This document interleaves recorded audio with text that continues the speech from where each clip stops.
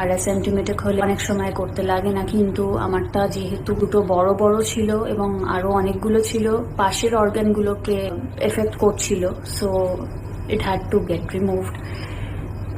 আর আমার সার্জারিতে ভয়, এর আগে তো কখনো সার্জারি হয়নি, এবং হসপিটালে কার আসতে ভালো লাগে, কার সার্জারি ভালো লাগে।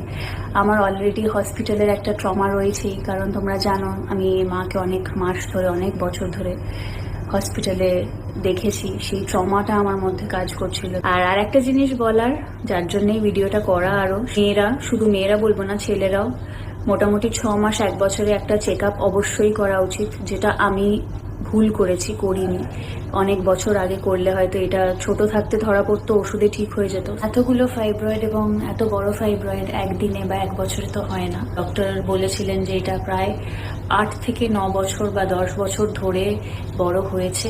বুঝতেও পারি যে প্রপার চেক আপ এবং ট্রিটমেন্টে থাকলে এটা আগে থাকতে ধরা পড়লে হয়তো ওষুধেও ঠিক হয়ে যেত। তো কি করে বুঝবো? আমি যেহেতু জেনে গেছি, তাই তোমাদেরকে জানাচ্ছি যে এরকমও হতে পারে, সিমটম ছাড়াই জিনিস হতে পারে। তো সেটার প্রপার চেক আপ দরকার। ভালো থাকবেন সবাই, সুস্থ থাকবেন।